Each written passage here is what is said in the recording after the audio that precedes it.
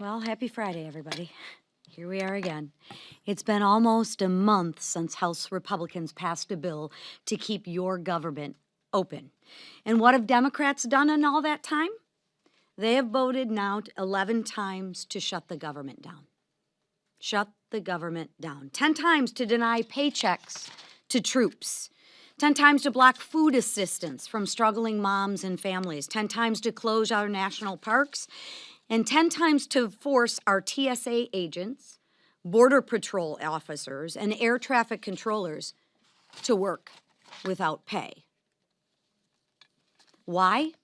Ask yourself why. Because Democrats are holding the American people hostage, using you as leverage to demand more wasteful spending. That's what they want, to the tune of $1.5 trillion of that. And what do they want you to spend your money on? Well, again, let's take a look at it again. I know I sound like a broken record, but these are the facts. Government benefits for illegal immigrants. They want to spend your tax dollars on that.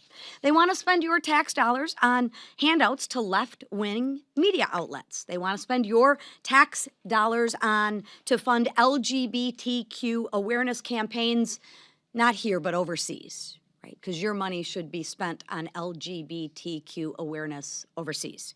And pet projects that President Trump already shut down for being wasteful and woke. See, the Democrats like the wokeness, and they advocate for the waste, the fraud, and the abuse. And they advocate for that on your backs and with your money.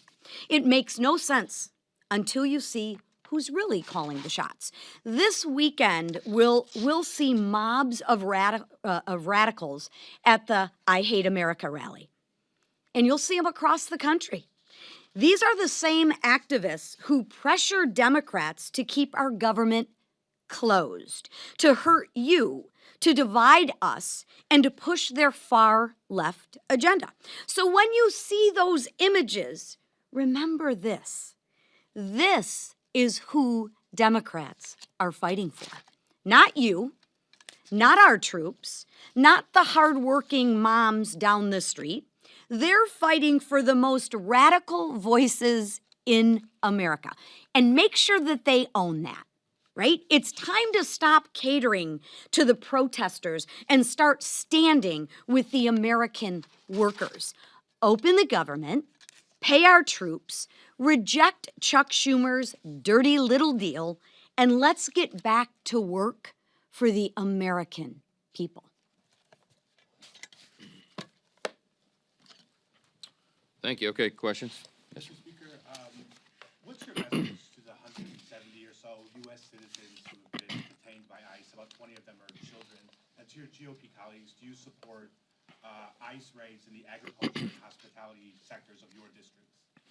I don't know what you're talking about with the children. I do know that ICE is. 170 U.S. citizens, according to ProPublica, have been detained by ICE so far since January. Okay, I haven't seen that, so I'm not going to comment on it. But I will tell you that ICE is doing the job that the American people demanded that they do. If you look back at the election results of 2024, it was overwhelming. And virtually every poll noted that the border and the issues that came from the open border were the number one issue on the minds of Americans. It's largely why President Trump won such an overwhelming victory in the election, won all 7 swing states and 75 million popular votes.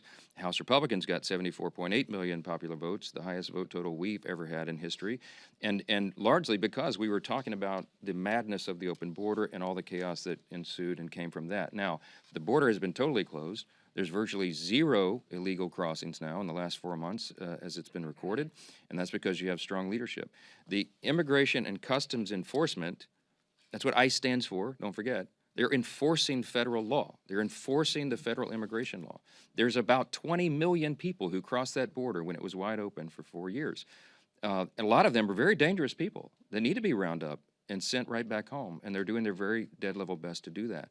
But anyone who breaks our law has to